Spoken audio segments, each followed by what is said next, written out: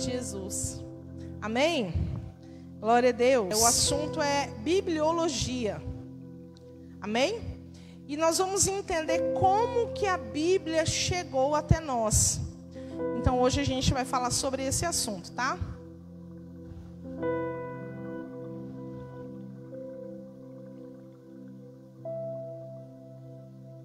Bibliologia.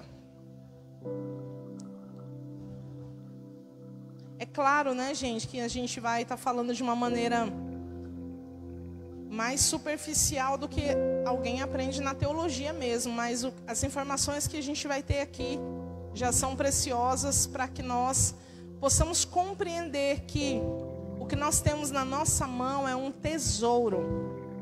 A Bíblia é um tesouro da parte de Deus para nós. Aleluia! Glória a Deus.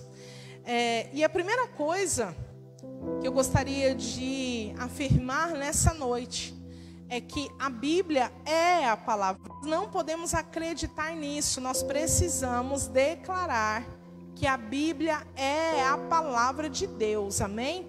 A Bíblia tem total autoridade como palavra de Deus nessa terra. Aleluia! Então, por favor, vamos abrir a palavra do Senhor no livro de 2 Timóteo. 2 Timóteo 3:16. E depois, quem achou, diga amém. Aleluia. E a palavra de Deus vai dizer assim: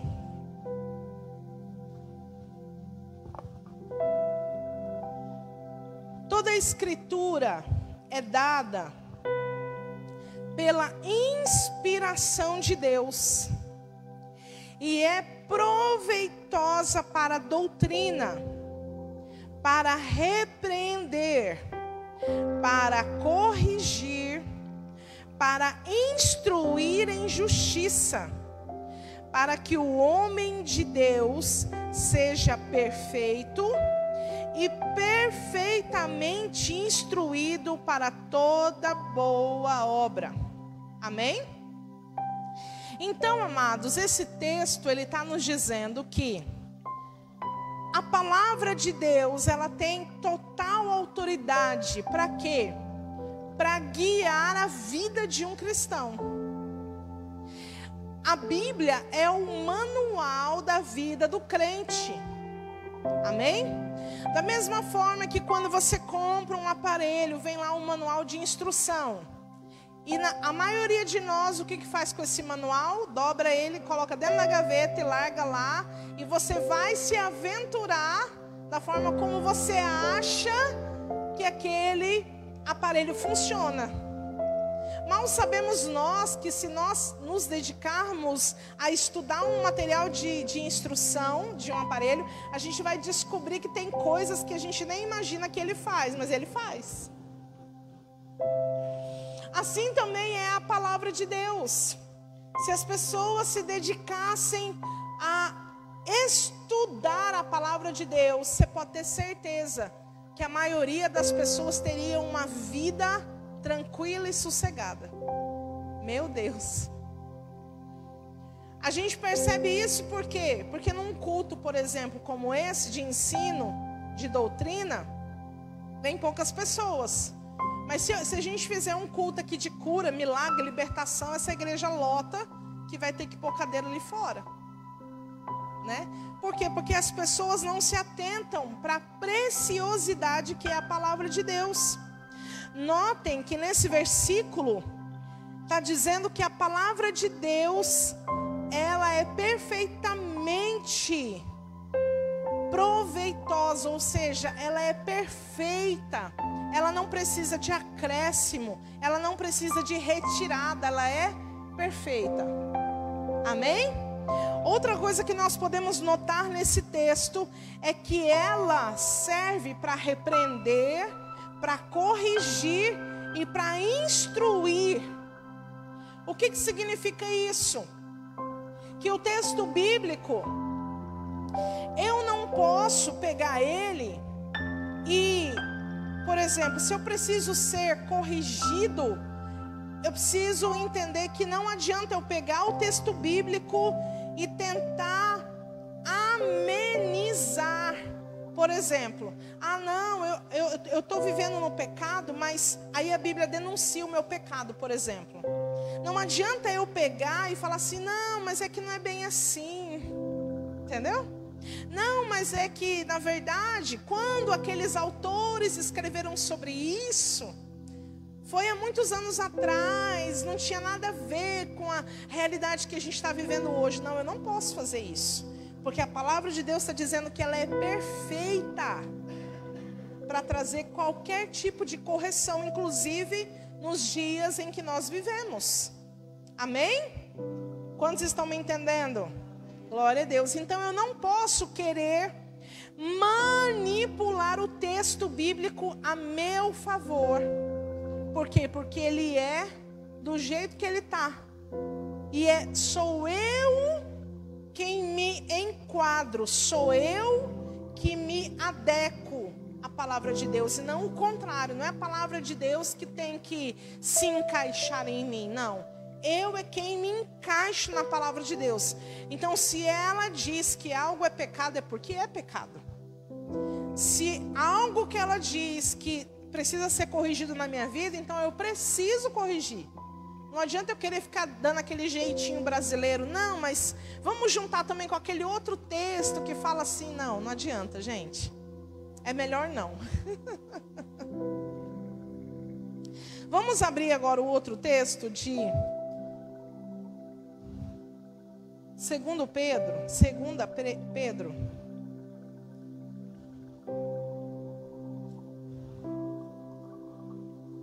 Aleluia.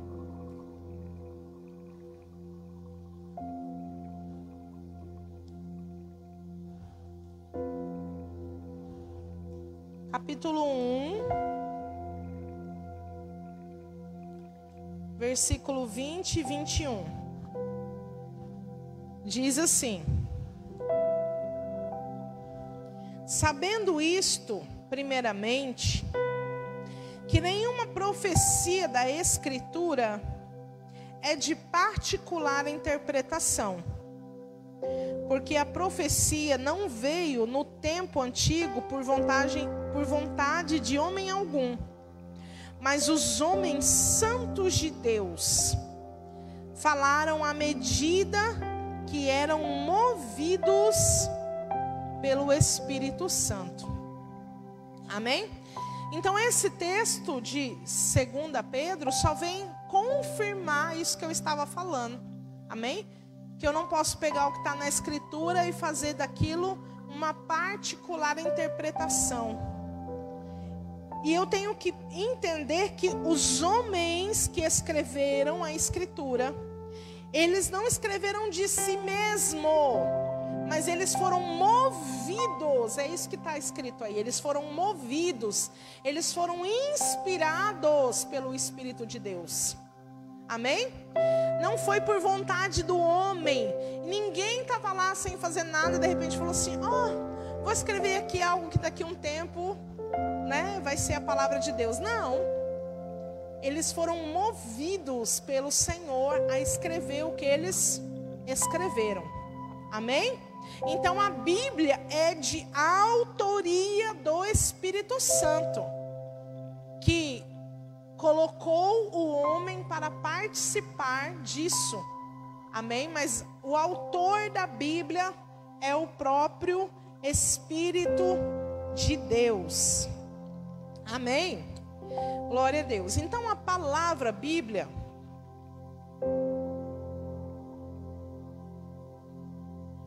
ela vem do grego biblion,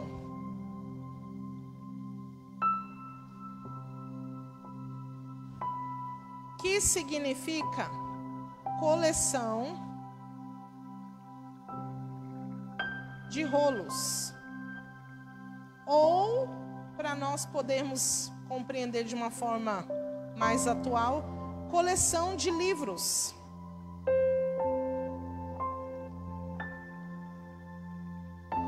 porque a maior parte da Bíblia, ela foi escrita num material chamado papiro.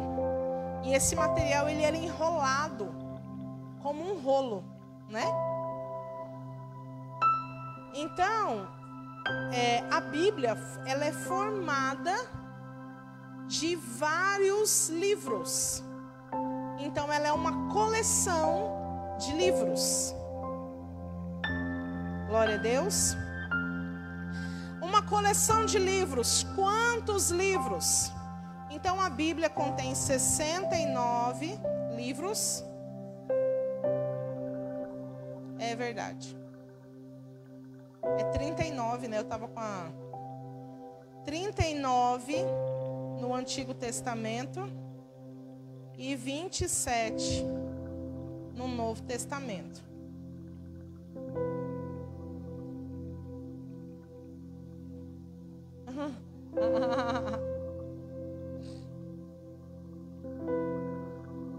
A Bíblia foi escrita num período de 1500 anos, aproximadamente, tá?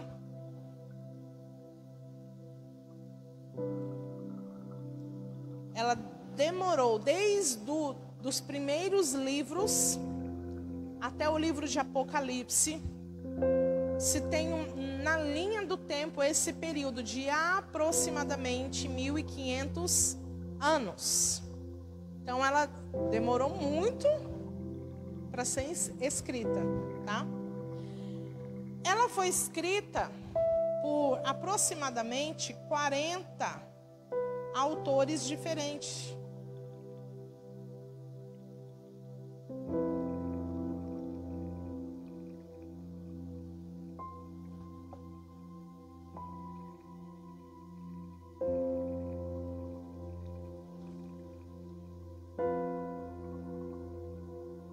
E aí, olha que coisa interessante. A maioria de nós conhece apenas essa divisão dentro da Bíblia. A maioria de nós apenas sabe que a Bíblia é dividida entre Antigo Testamento e Novo Testamento, né? A gente sabe que o Antigo Testamento é antes da vinda de Jesus e que o Novo Testamento é após a primeira vinda, né, de Jesus. Só que a Bíblia, ela não tem apenas essa divisão. Eu esqueci de colocar aqui que a Bíblia foi escrita. O Antigo Testamento, ele foi escrito em hebraico e aramaico.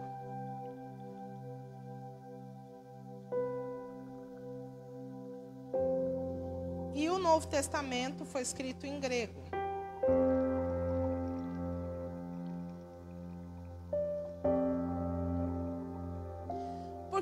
Por que o antigo foi a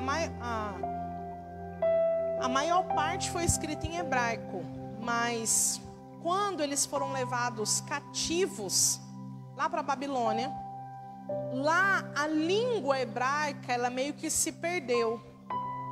Até mesmo porque os judeus, eles não conversavam entre si mais em hebraico. Então a língua foi se perdendo. Quando eles voltam novamente para Jerusalém, eles não se utilizam mais do hebraico. Eles vão utilizar o aramaico. Por quê? Porque o judeu, ele tem muito aquela questão do nome de Deus, né? A gente sabe que o nome de Deus não é Deus.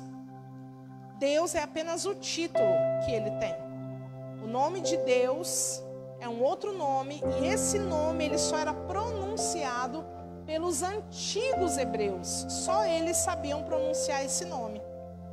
E tem uma declaração que eles dizem que o nome de Deus não pode ser profanado. Então, por conta disso, eles evitavam falar em hebraico, porque eles estavam agora, né, enquanto eles estavam cativos lá na Babilônia. Eles estavam no meio de um povo idólatra, um povo corrompido. Então, para que o nome de Deus não fosse profanado, então eles não conversavam mais entre si em hebraico.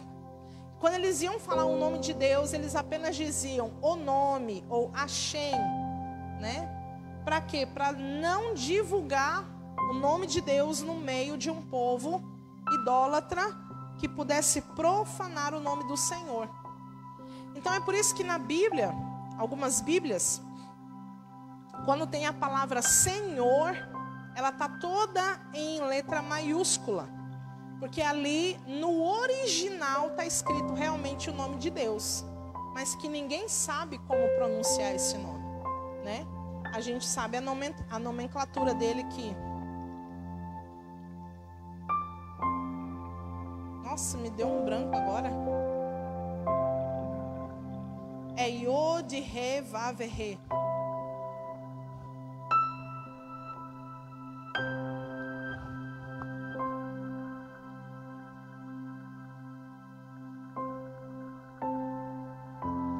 YHWH. Então, quando na sua Bíblia tiver escrito Senhor, é porque no original está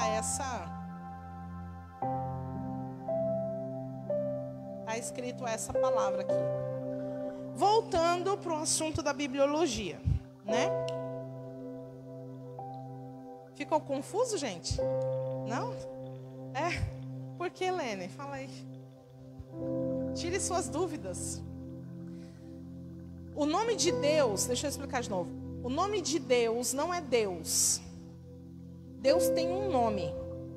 E esse nome, ele só era conhecido pelo povo hebreu lá antes deles serem levados cativos para a Babilônia.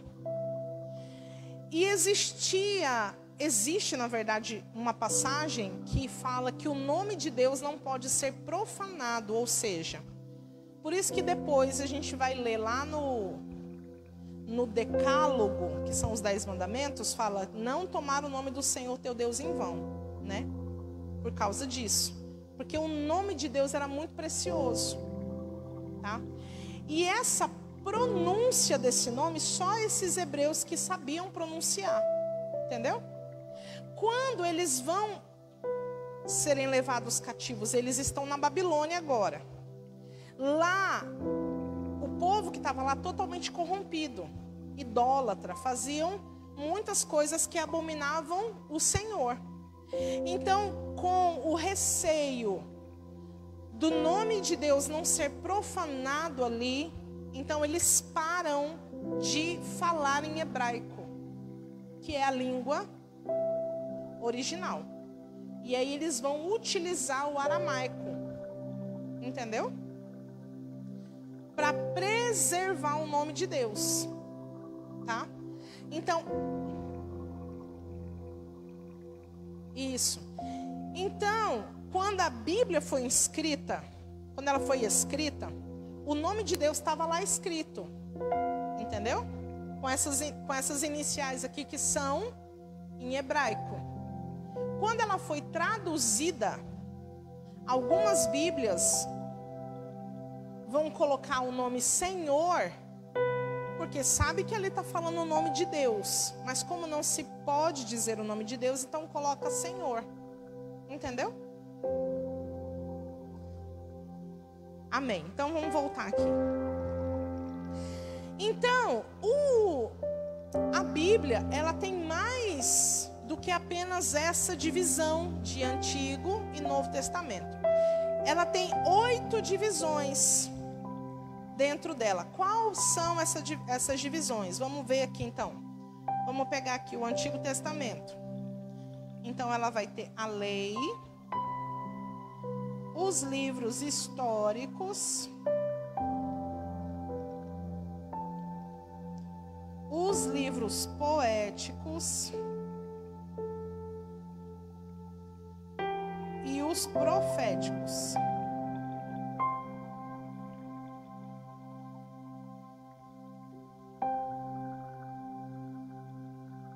Tá? A lei. O que está dentro dessa seção chamada lei? Tá? O Pentateuco.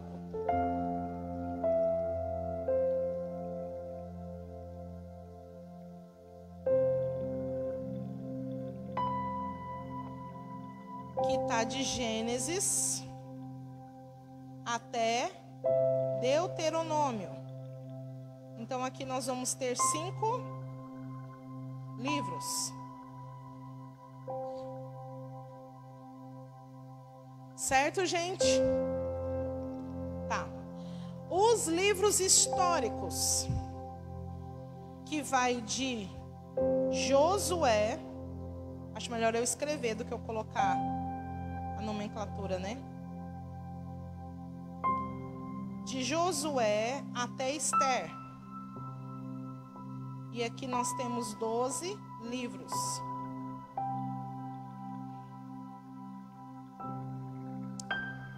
Nós temos os livros poéticos, que vai de Jó até Cânticos. E aqui somam mais 5 livros.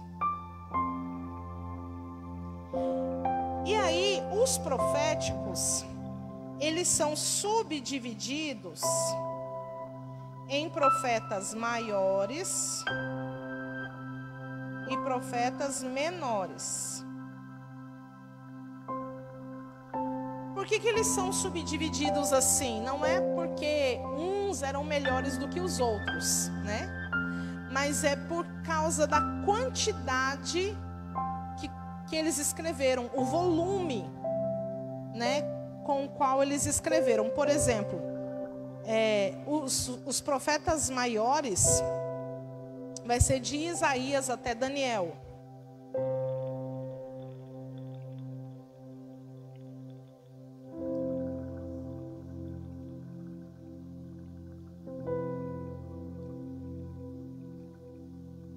Que vai dar... Deixa eu só confirmar aqui, gente. 5 livros. 5 livros.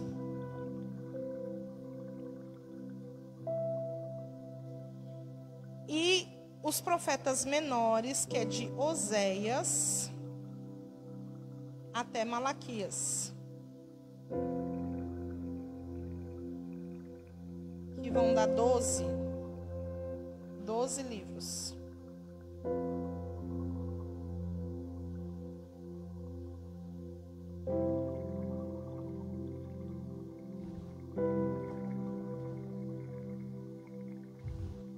Certo, gente? Então, só para a gente revisar. Então, aqui, essas são as divisões do Antigo Testamento. A lei, que ela é composta pelo Pentateuco. São os 5 primeiros livros, tá? E o autor de todos eles foi Moisés.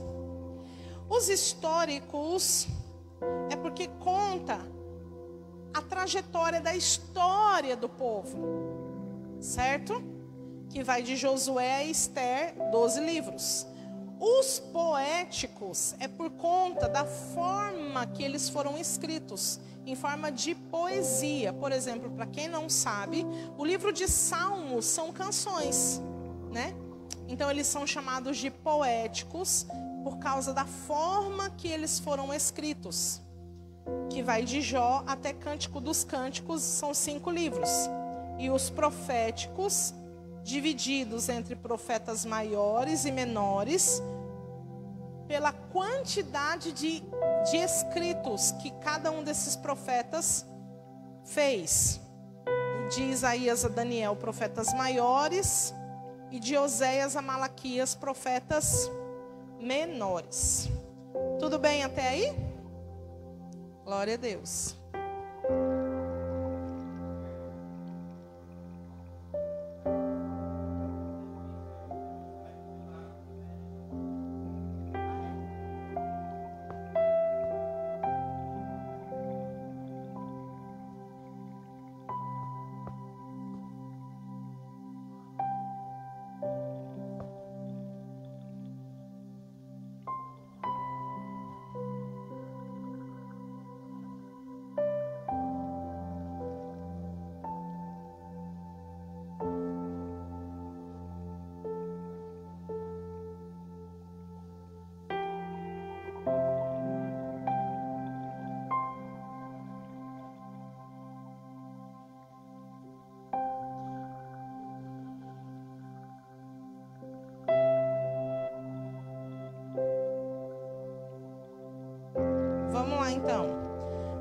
evangelhos, o Novo Testamento, qual que é a divisão do Novo Testamento? Agora a gente vai falar sobre eles, tá bom?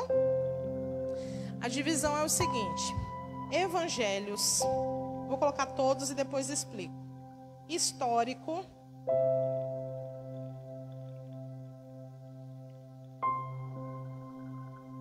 epístolas,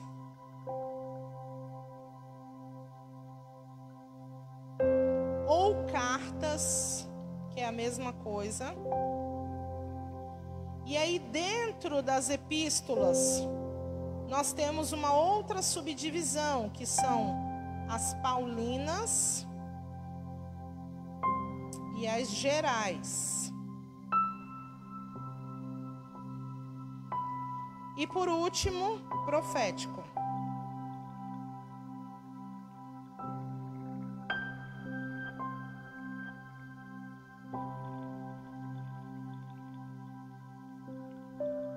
Então, os evangelhos, que é de Mateus a João, são 4 livros.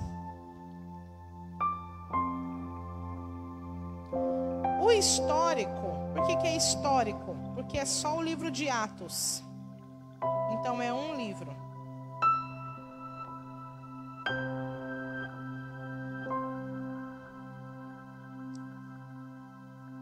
As cartas paulinas, que foram escritas pelo apóstolo Paulo, vai de Romanos até 2 Timóteo.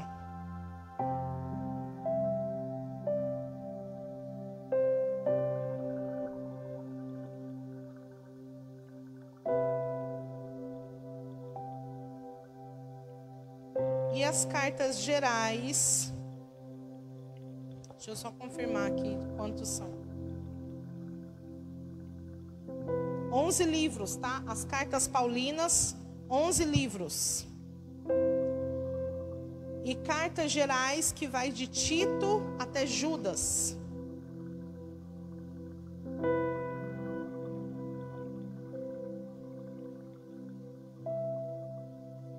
De Tito até Judas.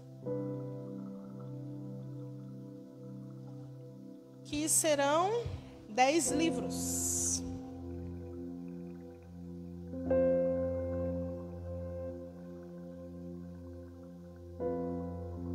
E o livro profético, que é Apocalipse.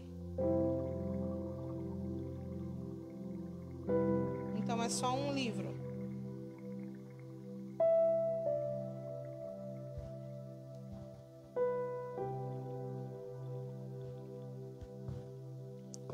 Glória a Deus. Certo, gente? Qual que é o tema central da Bíblia? Jesus. Jesus é o tema central da Bíblia. Por exemplo, para que vocês possam entender. No Pentateuco, ele vai fundamentar a chegada de Cristo. Nos livros históricos, vão preparar a chegada de Cristo. Nos livros poéticos, eles trazem a mensagem do desejo, do anelo pela chegada de Cristo, né? A gente vê, por exemplo, Jó dizendo: porque eu sei que o meu Redentor vive. Amém? Nos livros proféticos, a certeza da chegada de Cristo, porque os profetas vão dar todos os sinais de que Cristo virá. Então, a certeza da chegada de Cristo. Amém? No Novo Testamento, os evangelhos, a manifestação de Cristo. No livro histórico, a propagação de Cristo. As epístolas, interpretação e aplicação da pessoa de Cristo. E o livro profético, consumação de todas as coisas em Cristo. Olha que coisa linda, não é verdade? Então, o tema central da Bíblia é Jesus. Coloca um pouco de álcool para mim. Alguma pergunta até aqui, gente? Agora o negócio vai começar a esquentar um pouco mais. A gente vai aquecendo os motores. E aí agora que o negócio vai ficar forte. Vou apagar aqui, posso? Posso apagar?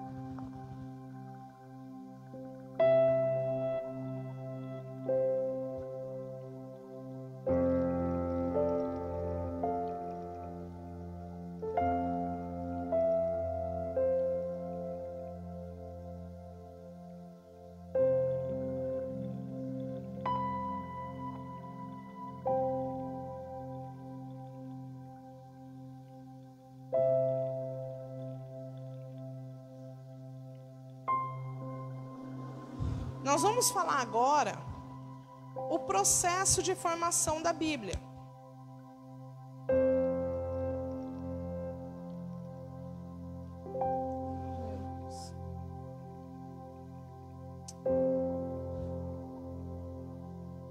Não estava certo.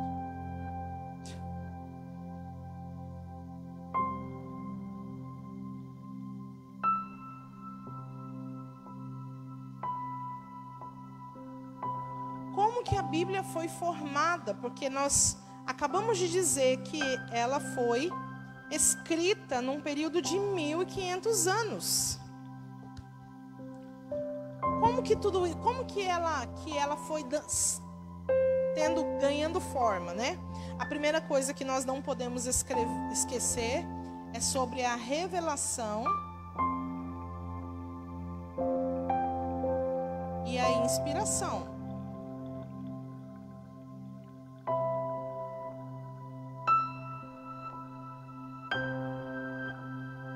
Que são divinos.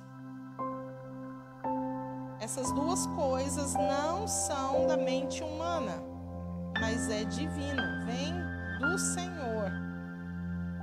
Ah, Jesus.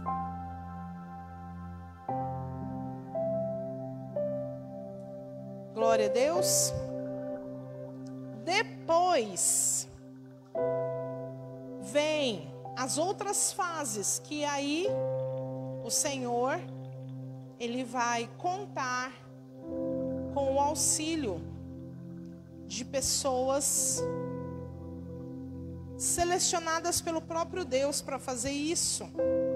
Canonização, transmissão e preservação. A gente vai estar falando sobre isso. Canonização.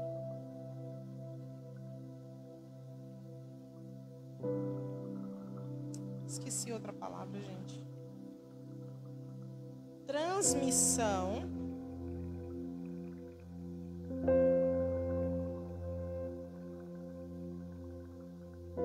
E preservação.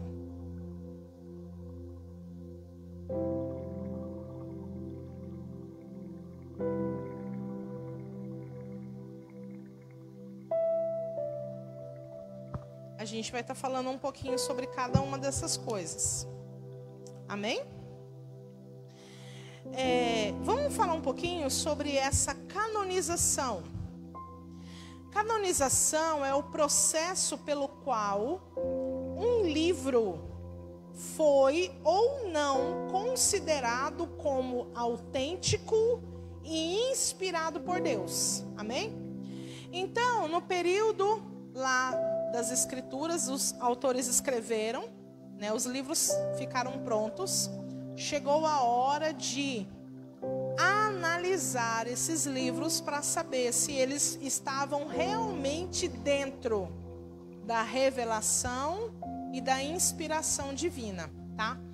O Antigo Testamento, ele não passou por isso, por quê? Porque o próprio povo judeu, eles já tinham esse costume de selecionar realmente quais eram os livros que tinham sido inspirados e revelados pelo Senhor, né? Então o próprio povo judeu já fazia isso por eles mesmos. Eles batiam o olho num escrito e sabia identificar se aquilo era ou não da parte de Deus, tá? Então essa canonização dos livros vai acontecer mais com os livros do Novo Testamento, tá? Por que esse nome, canonização? Porque ele vem da palavra cânon. Ele vem da palavra cânon, que significa vara de medir ou régua.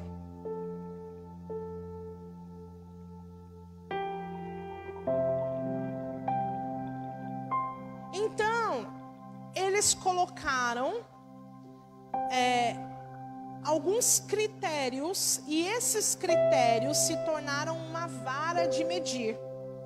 Então, eles não podiam pegar um livro e dizer assim: ah, não, gostei desse. Ah, não gostei desse. Não, não era assim. Eles analisavam o livro e via se esse livro estava dentro dos critérios do cânon, da vara, né, da régua que eles tinham estabelecido. Porque você pensa, deixa eu só voltar numa situação que eu esqueci de falar, que talvez você não saiba, mas quando termina o profeta Malaquias, até o próximo profeta que vai se levantar, que é o João Batista, certo? Então, de Malaquias até João Batista,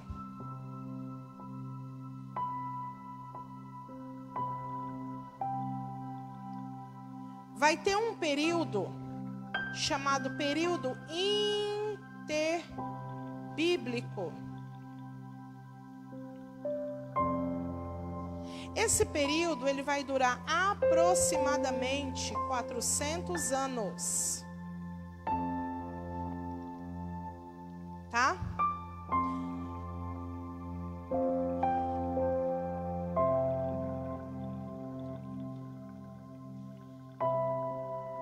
E o que acontece, gente? Esse período de 400 anos, inclusive tem algumas Bíblias que, se você pegar, e quando termina o livro de Malaquias, tem umas 4 folhas em branco, justamente para simbolizar esses 400 anos.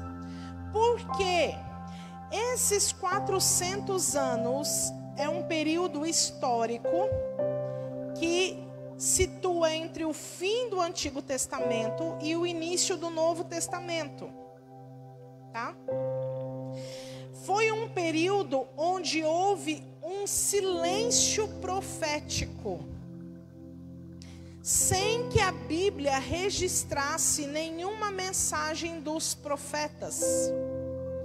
Esse período é crucial para nós entendermos a passagem entre o Antigo e o Novo Testamento. Dentro desse período ocorreram histórias judaicas e na vida dos judeus. Durante esse período, os judeus viveram sobre o domínio de diversas potências, como o Império Persa, Império Grego, Império Romano. Houve também movimentos religiosos e sociais importantes, como o desenvolvimento da Torá escrita e a influência da cultura grego-romana na cultura judaica. Só que esse silêncio profético é o fato de que não se registra a atuação de nenhum profeta durante esse período, tá? Então, por que é importante nós entendermos esse período interbíblico? Porque vão existir livros chamados livros apócrifos, tá? Se você pegar uma Bíblia católica e pegar uma Bíblia evangélica, você vai perceber que na Bíblia católica existe 7 livros a mais. Deixa eu ver aqui se dá para escrever aqui.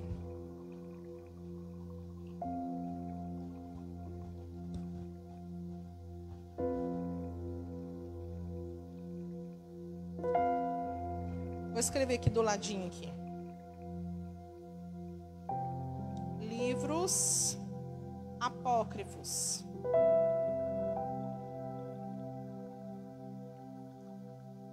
São 7.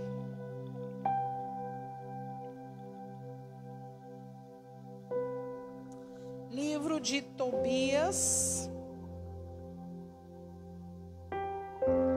Judite, primeiro e segundo Macabeus,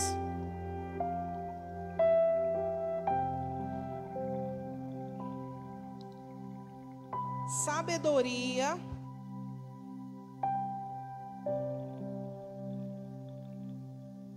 Sabedoria Eclesiástico,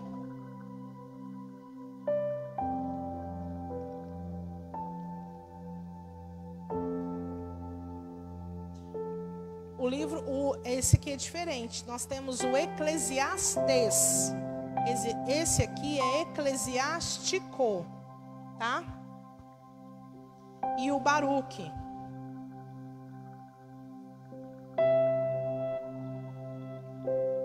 São 7, porque aqui é primeiro e segundo Macabeus, tá? Então, você vai encontrar na Bíblia Católica esses livros apócrifos. Apócrifos é porque eles não entraram no cânon, eles não são considerados livros inspirados por Deus, tá?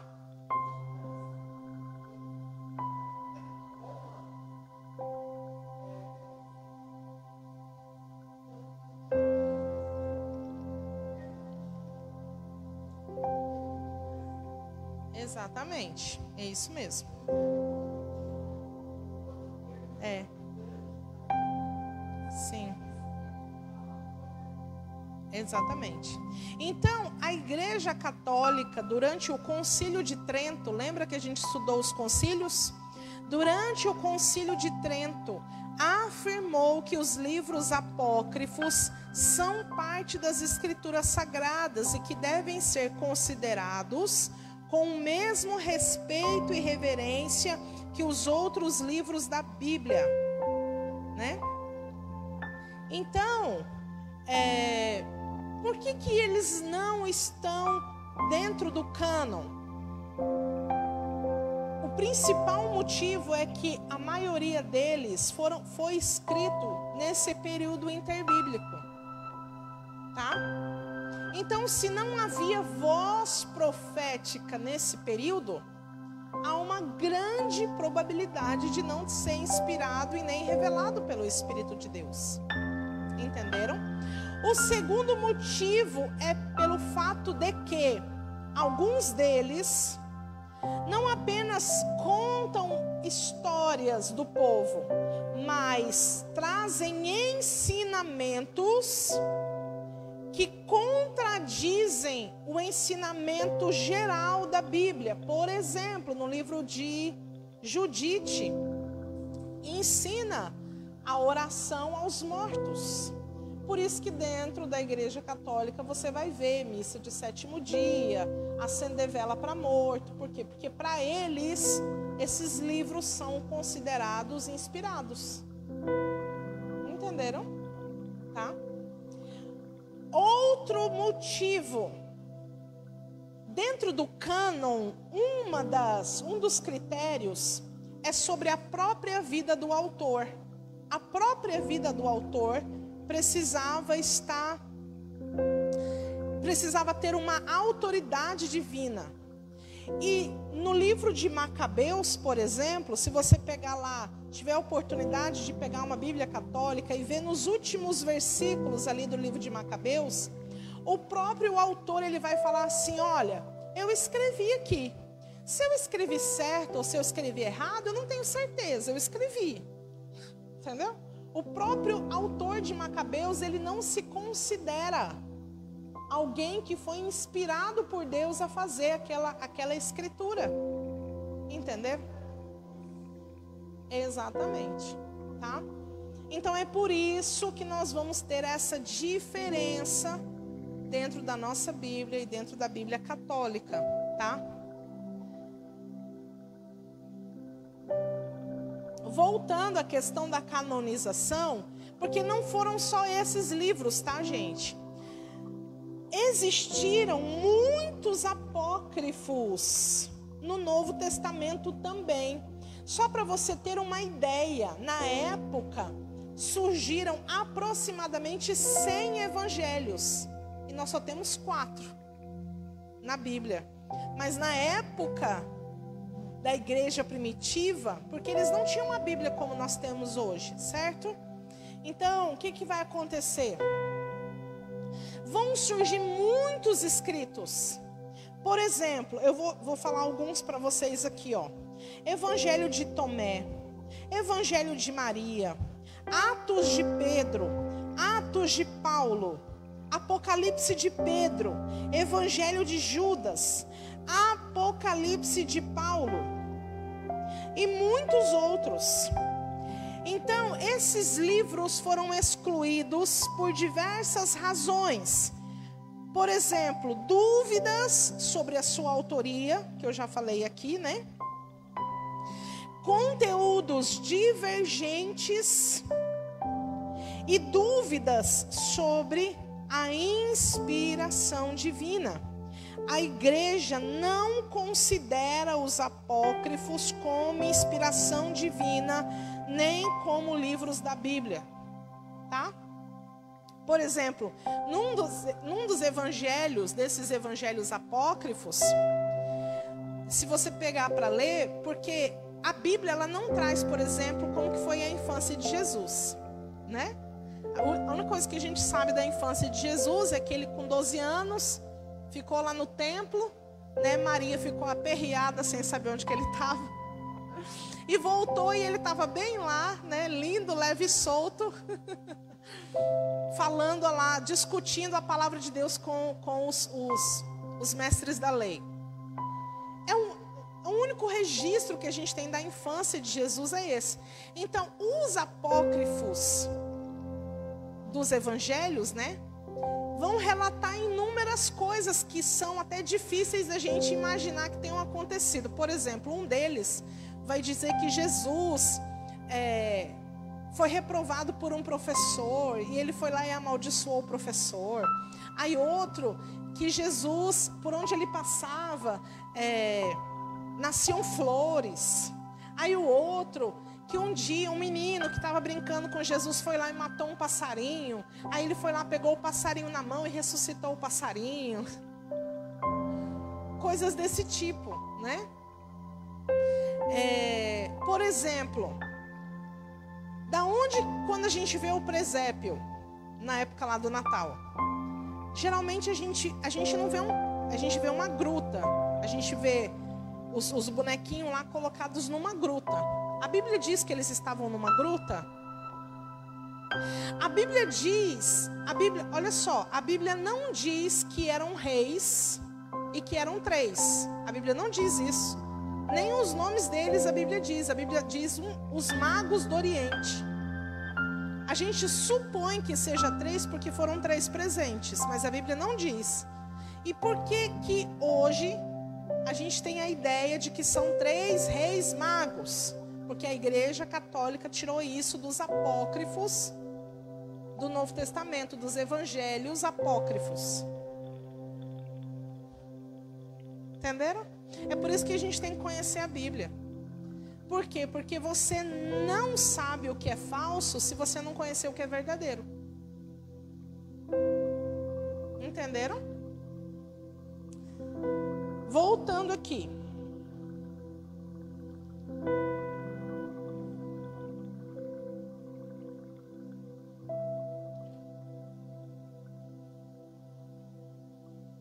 Então, oi?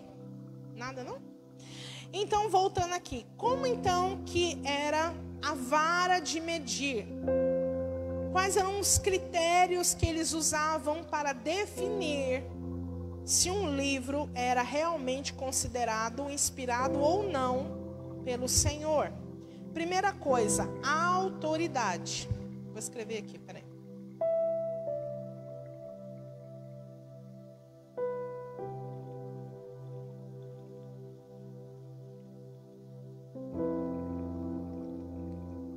vou escrever e depois eu explico, tá? Autoria profética são os... A gente está falando desse aqui, tá, gente? A canonização, tá?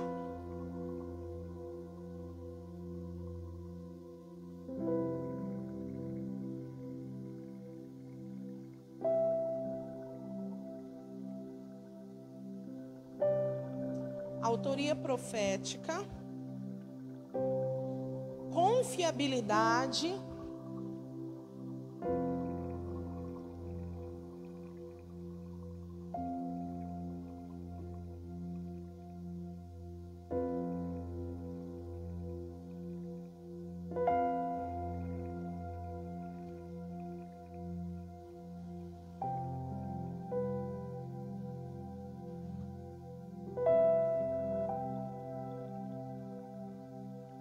natureza dinâmica,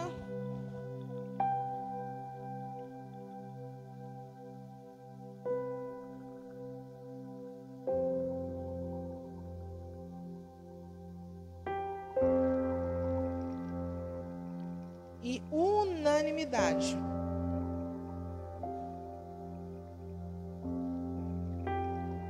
Dos pais da igreja.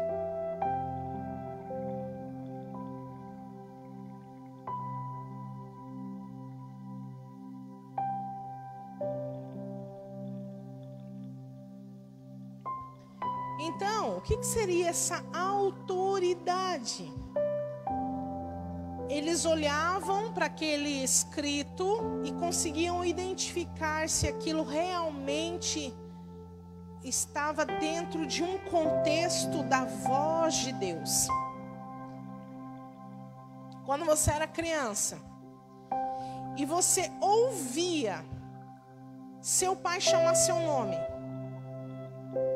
você sabia identificar, às vezes ele estava bravo com você, ou sua mãe, por causa da voz de autoridade, não é? Então, eles sabiam identificar se aquele texto tinha a voz de autoridade da parte de Deus, tá? A segunda coisa é a autoria profética. Ou seja, o autor, como que ele recebeu e registrou essa revelação divina. Porque, como eu disse, alguns livros foram escritos nesse período. Se nesse período não teve voz profética, então muito provavelmente aquele livro não tinha autoria profética.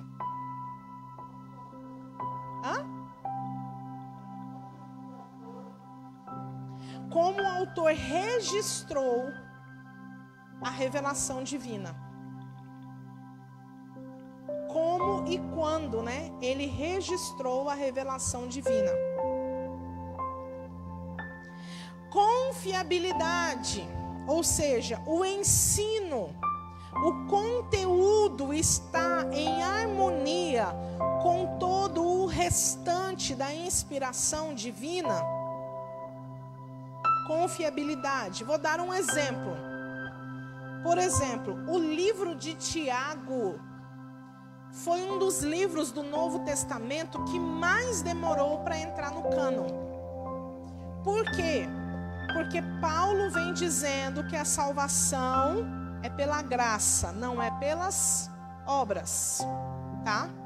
Aí depois vem Tiago e diz: se você tem fé, mostra-me as tuas obras, porque a fé sem obras é morta. Então, parecia que estava entrando em contradição com aquilo que Paulo havia ensinado. Mas, ao analisar mais profundamente o livro e o contexto pelo qual ele tinha sido escrito, o que eles perceberam?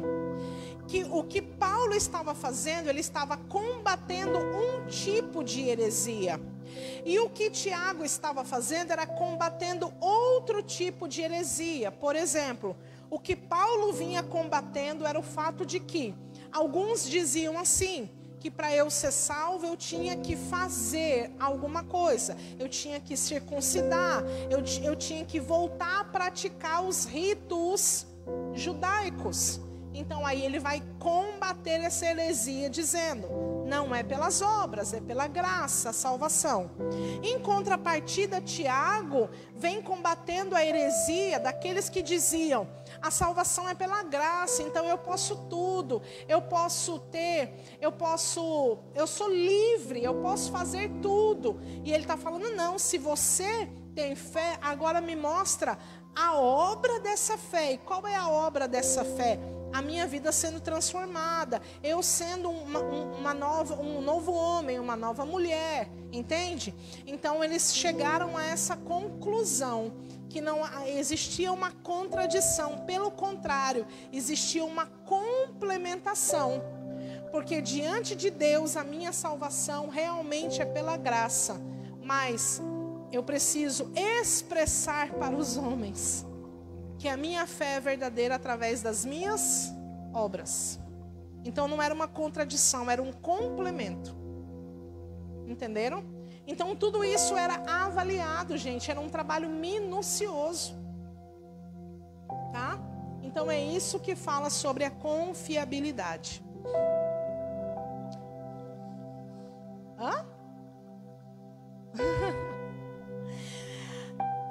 A natureza dinâmica. Eles olhavam o texto e viam qual era a capacidade que aquele texto tinha de transformar a vida das pessoas. Ou seja, a natureza do texto provocaria uma dinâmica na vida das pessoas. Entende? O que estava escrito tinha o poder de transformar a vida do ser humano. Então tudo isso estava dentro desse critério. Tá bom? E a unanimidade pelos pais da igreja, ou seja, o livro, ele deveria ser aceito de uma maneira unânime. Se tivesse um que não concordasse, então aquele livro era colocado de lado, até que eles resolvessem se deveria ou não entrar no cânon, entendeu? Então, vamos supor, tinha 100 pessoas ali para fazer. Se tivesse 90 que concordasse, 10 que não concordava que aquele livro tinha que entrar, não era colocado, deixado de lado, vamos para outro.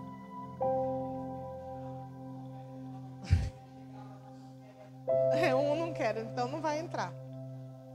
Só que nisso a gente percebe o que? A atuação do Espírito de Deus. Por quê? Porque se é pelo Espírito, então ele iria confirmar no coração de cada um que aquele livro deveria ou não entrar para ser autêntico.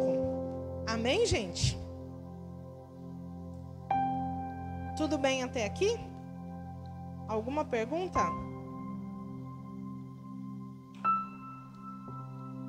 Vamos então falar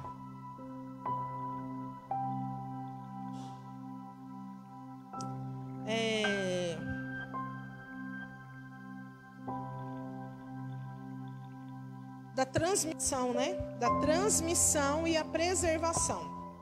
O que? Pode falar.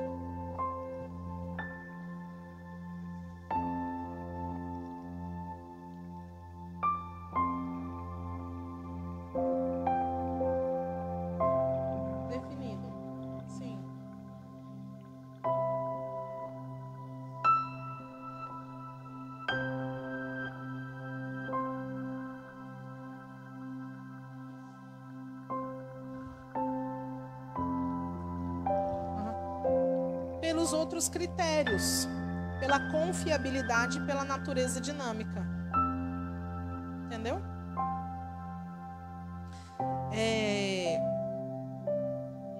O que seria essa transmissão e essa preservação? Gente, presta atenção.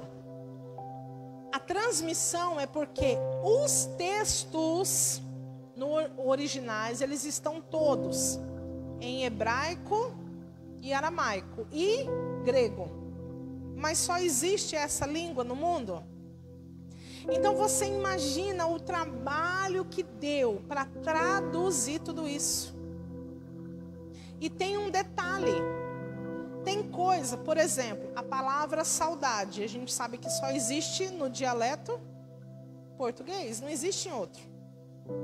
Então, como que você vai pegar um texto, um manuscrito original, e você vai traduzir para uma outra língua sem perder nada daquilo que aquele texto no original está querendo dizer?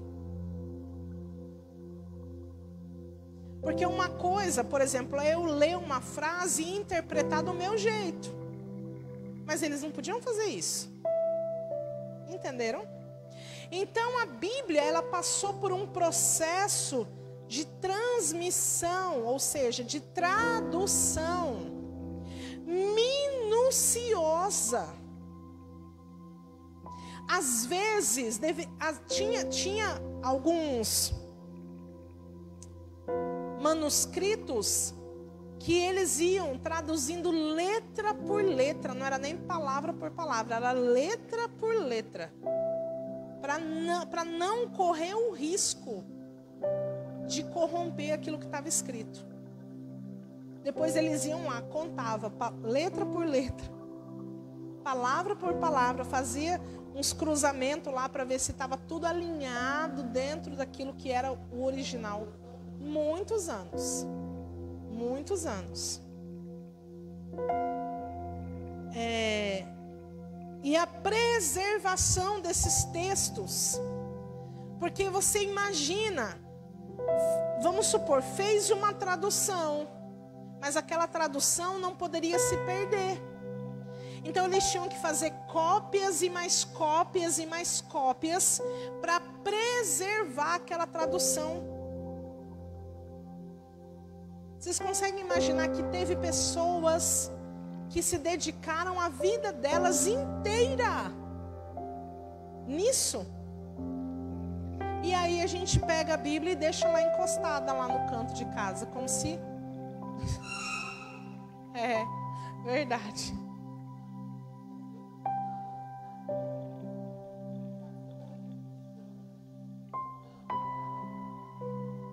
Então, a gente vai falar um pouquinho sobre essas traduções, tá? As mais relevantes, tá? Porque existem algumas outras, mas a gente não vai citar elas. A primeira delas e a mais conhecida, vou escrever aqui no cantinho, é a Septuaginta.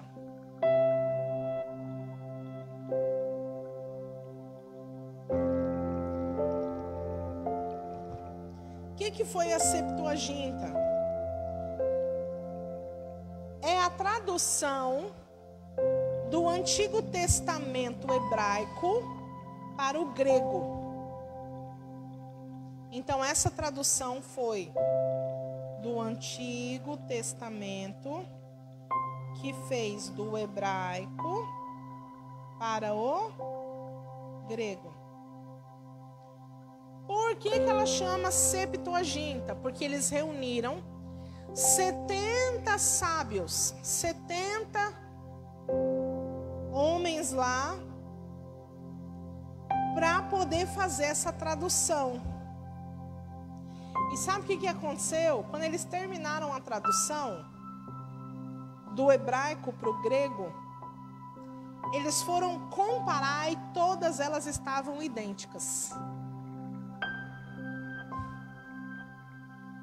Mas isso era para provar que aquilo estava sendo movido pelo Espírito de Deus. Porque se no meio de 10 pessoas vai ter coisas que as 10 não vão concordar, não é? Imagina no meio de 70.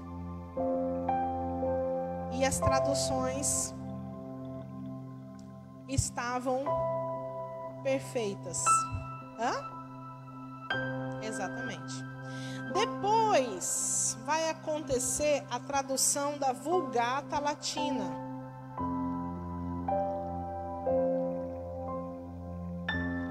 O que é a tradução da Vulgata? foi quando São Jerônimo, ele, no Concílio de Trento, ele traduziu a Bíblia do hebraico para o latim. Então, ele traduziu do hebraico para o latim. E aí, essa tradução passou a ser a tradução oficial da Igreja Católica. Tá? Lembra que eles rezavam a missa em latim? Hã? É. Então.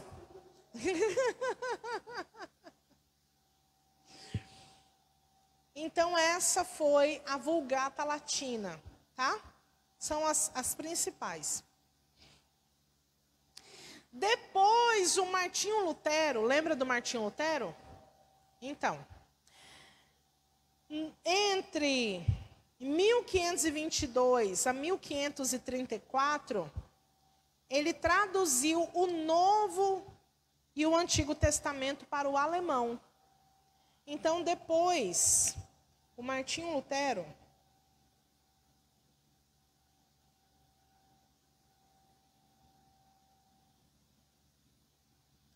traduziu a Bíblia para o alemão.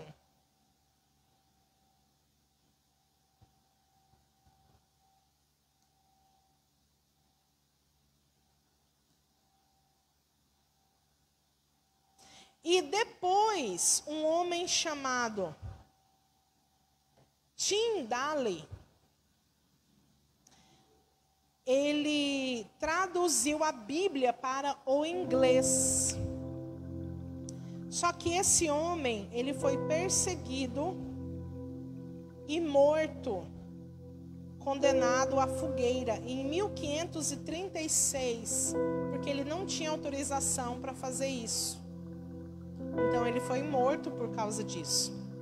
E depois, em 1604, o rei James I, da Grã-Bretanha, encomendou uma nova versão da Bíblia em inglês. E aí foi quando surgiu a Bíblia King James, que é essa Bíblia aqui, ó. Essa versão aqui, que foi a primeira versão oficial da Bíblia para o inglês, tá? Isso foi no ano de 1604. 1604, que foi a tradução da Bíblia para o inglês. James I, da Grã-Bretanha.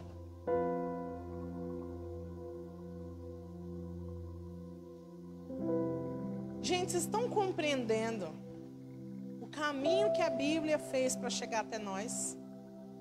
Não é coisa fácil, não. Aí depois, como que a Bíblia chegou a ser traduzida para o português? Um missionário português chamado João Ferreira de Almeida. A maioria das Bíblias vai ter o nome desse abençoado, desse missionário, que começou a traduzir a Bíblia ainda muito jovem. E o seu trabalho durou a vida inteira entre as revisões que ele ia fazendo e as autorizações que ele ia pedindo. Porque ele fazia tradução, revisava e pedia autorização para poder, como que fala? Tinha um conselho que autorizava, né? Só que ele morreu antes de terminar. Então você imagina que a vida dele inteira foi dedicada a isso. Ele morreu antes de terminar. E aí um amigo dele, chamado Pastor Jacobus Oppenacker, terminou o trabalho dele em 1819.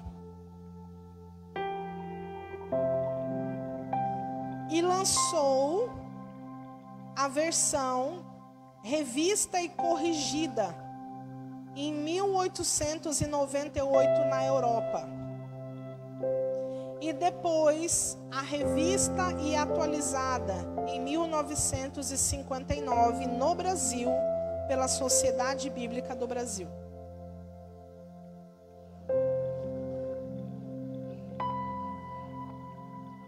Ela terminou em 1819. Aí depois lançou a versão revista e corrigida, 1898. Aí depois a revista e atualizada, em 1959.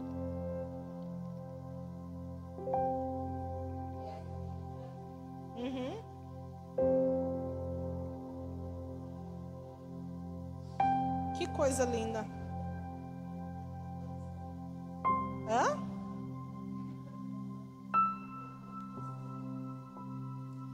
Gente, olha só. A Bíblia, sabe quando que ela passou a ser dividida em capítulo e versículo? Porque antes, ninguém pregava assim, abram sua Bíblia no livro tal, capítulo tal, versículo tal. Não, era tudo junto. Você imaginou a dificuldade que não era? Hã?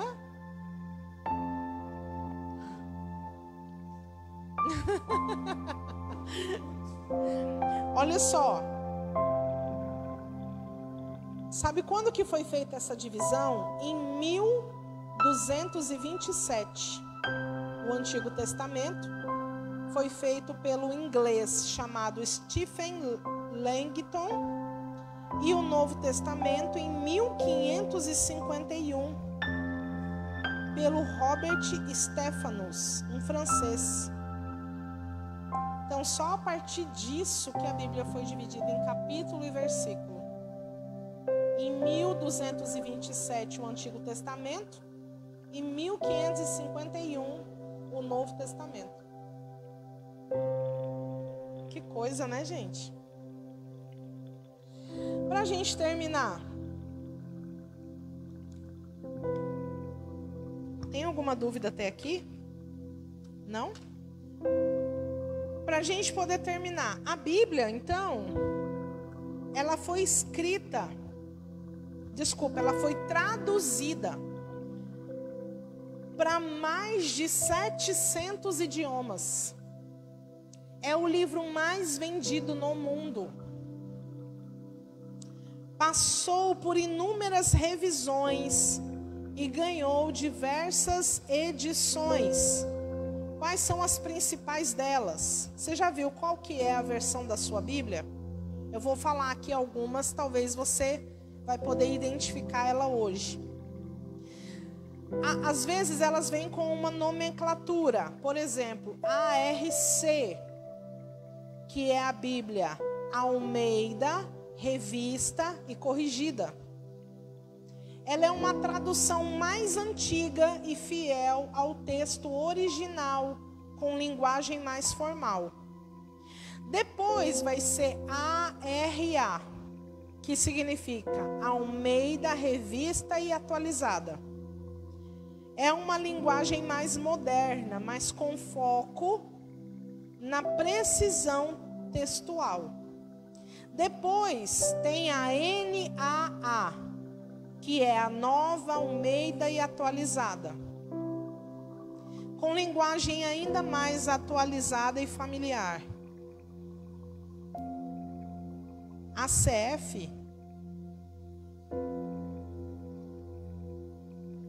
tem a Almeida Corrigida e Fiel, que é uma tradução que busca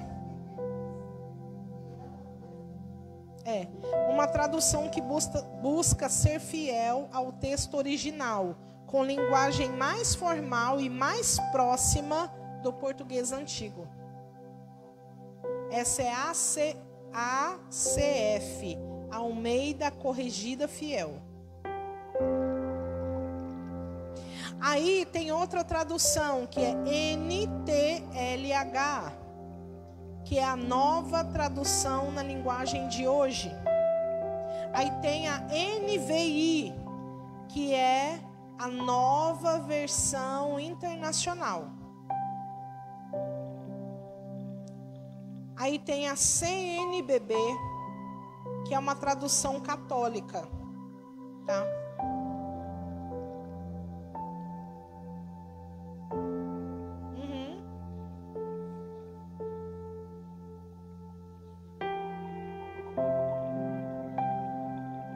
Sim. A NTLH, ela é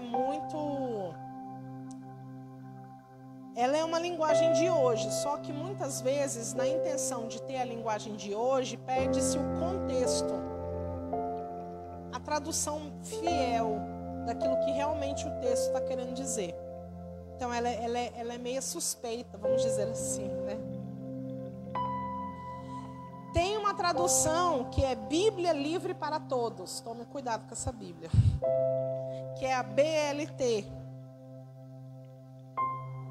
Essa eu acho que é pior do que a outra.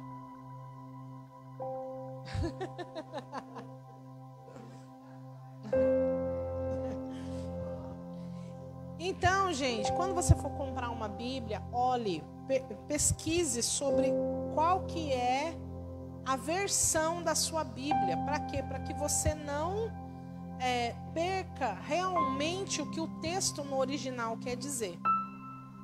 Tá bom? Cuidem de ter a Bíblia somente no aplicativo do celular, porque a Bíblia, como aplicativo, ela é boa para uma emergência, mas ela é facilmente manipulada, tá? Então você não pode confiar completamente na Bíblia do celular.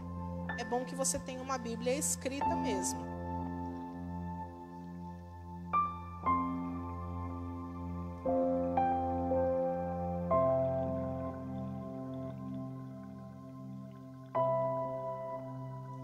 Gente, alguma pergunta?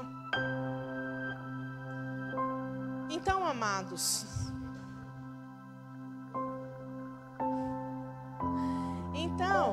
o que nós precisamos compreender? Que a Bíblia ela é realmente um tesouro. Pessoas investiram toda a sua vida para que nós tivéssemos esse presente nas nossas mãos. Nós não podemos desperdiçar, porque inclusive existem países onde a Bíblia é proibida de entrar. Se alguém for encontrado com uma Bíblia, é queimado junto com ela em praça pública. Você não tem noção, existem alguns países que proíbem a leitura da Bíblia e nós temos ela totalmente acessível a nós. Então nós não podemos desperdiçar isso. Isso aqui é o nosso alimento espiritual. Ninguém esquece de comer, né? Porque o corpo pede isso. Você acha que o teu espírito não pede? Claro que ele pede. Então nós precisamos nos alimentar todos os dias. Ah, pastora, mas eu não entendo o que eu estou lendo. Gente, antes de você ler, ore. Porque se o Espírito de Deus é o autor da Bíblia, ora e fala: Senhor, me ajuda a entender o que está escrito. Me revela o que está por trás da letra. Amém? Então, mas não deixe de ler a Bíblia. Por quê? Porque virão dias onde nós não teremos o acesso que nós temos hoje à palavra de Deus. E isso vai nos fazer falta, se nós não atentarmos para isso. Amém? Vamos orar então? Glória a Deus. Vamos ficar de pé.